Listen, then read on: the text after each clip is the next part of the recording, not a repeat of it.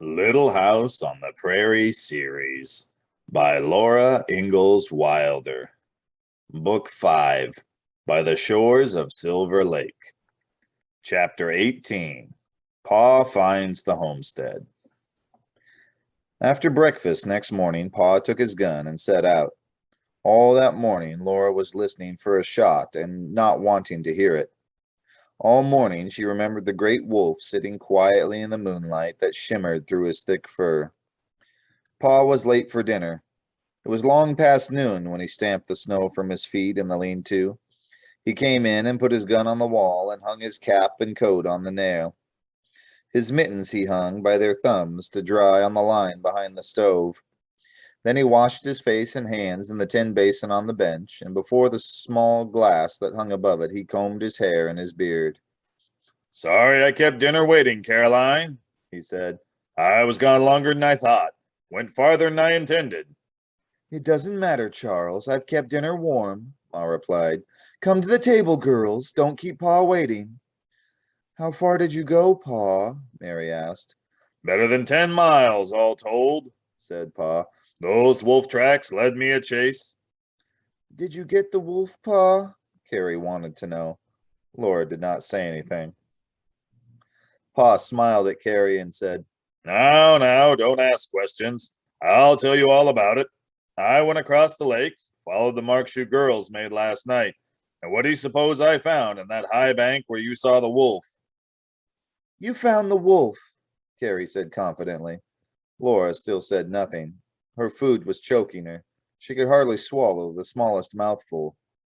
"I found the wolf's den," said Pa, "and the biggest wolf's tracks I've ever saw.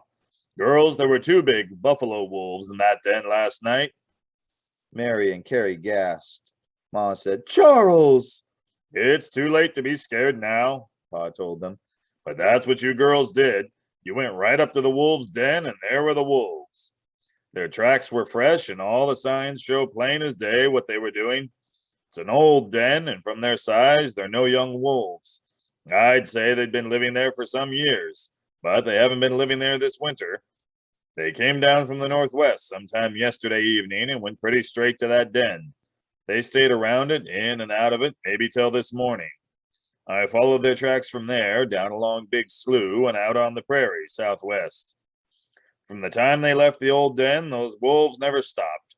They trotted along side by side as if they'd started on a long journey and knew where they were going. I followed them far enough to be sure that I couldn't get a shot at them. They've left for good." Laura took a deep breath as though she had forgotten to breathe till now. Pa looked at her. "You glad they got away, Laura?" He asked. "Yes, Pa, I am," Laura answered. "They didn't chase us." "No, Laura, they didn't chase you. And for the life of me, I can't figure out why they didn't." "And what were they doing in that old den?" Ma wondered. "They were just looking at it," said Pa. "My belief is they came back to visit the old place where they lived before the graders came in and the antelope left. Maybe they used to live here before the hunters killed the last buffalo. Buffalo wolves were all over this country once, and there's not many left now, even around here.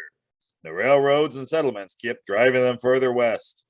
One thing's certain, if I know anything about wild animal tracks, those 2 wolves came straight from the west and went straight back west. And all they did here was stop one night at the old den. I wouldn't wonder if they're pretty nearly the last buffalo wolves that'll ever be seen in this part of the country." "Oh, Pa, the poor wolves," Laura mourned. "Mercy on us," Ma said briskly. "There's enough to be sorry for without being sorry for the feelings of wild beasts. Be thankful the brutes didn't do any worse than scare you girls last night." "That isn't all, Caroline," Pa announced. "I've got some news. I've found our homestead." "Oh, Pa, where? What's it like? How far is it?" Mary and Laura and Carrie asked, excited. Ma said, "That's good, Charles."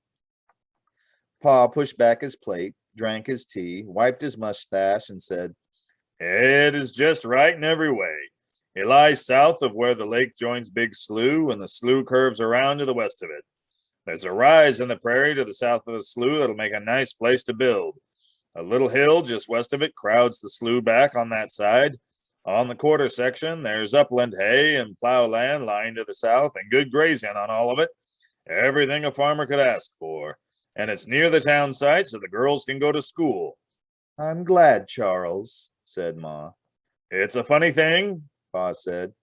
Here I've been looking around this country for months and never find a quarter section that's just exactly suited me. And that one was lying there all the time. Likely enough, I wouldn't have come across it at all if this wolf chase hadn't taken me across the lake and down along the slough on that side. I wish you had filed on it last fall, Ma worried. Nobody'll be in here this winter, Pa said confidently.